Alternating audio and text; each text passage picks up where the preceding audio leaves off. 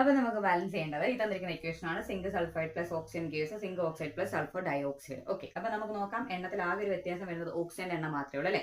അപ്പൊ നമുക്ക് പ്രോഡക്റ്റ് സൈഡിൽ എത്ര ഓക്സിജൻ ഉണ്ട്? 2+1 3 ഓക്സിജൻ ഉണ്ട്. പക്ഷെ നമുക്ക് റിയാക്ടൻ സൈഡിൽ എത്ര ഓക്സിജനേ ഉള്ളൂ? 2 ഓക്സിജനേ ഉള്ളൂ. 2 നമുക്ക് എത്ര ആക്കി മാറ്റണം? 3 ആക്കി മാറ്റണം. ഡെസിമൽ നമ്പർ ആണ് നമ്മൾ യൂസ് ചെയ്യുന്നത്. നമുക്ക് ഇവിടെ എത്ര കൊടുത്താൽ മതി? ഒരു 1.5 കൊടുക്കുകയാണെങ്കിൽ ഇക്വേഷൻ എന്താവും? ബാലൻസ് ആകും. ഇനി 1.5 കൊടുക്കുന്നില്ല എന്നുണ്ടെങ്കിൽ നമ്മൾ എന്ത് ചെയ്യണം എന്നാണ് പറഞ്ഞിരിക്കുന്നത്? അതിന്റെ ഇരട്ടി എടുക്കുക. ഓക്കെ, അപ്പൊ ഇവിടെ ഒന്നേ ഉള്ളൂ. അപ്പൊ നമ്മൾ എത്ര കൊണ്ട് മൾട്ടിപ്ലൈ ചെയ്യണം? 2 കൊണ്ട്. 1.5ന്റെ ഇരട്ടി ആണെങ്കിൽ എത്ര വരണം അവിടെ? 3. ഇവിടെ നമ്മൾക്ക് എത്ര കൊണ്ട് മൾട്ടിപ്ലൈ ചെയ്യണം? 2 കൊണ്ട്. ഇവിടെയും എത്ര കൊണ്ട് മൾട്ടിപ്ലൈ ചെയ്യണം? 2 കൊണ്ട്. ഇപ്പൊ നമ്മുടെ ഇക്വേഷൻ എന്തായിട്ടുണ്ട്? ബാലൻസ് ആയിട്ട് നോക്കാം. ഇപ്പൊ സിങ്ക് എത്ര ഉണ്ട്? 2. പ്രോഡക്റ്റ് സൈഡിൽ എത്രയാണ്? 2. സൾഫർ 2.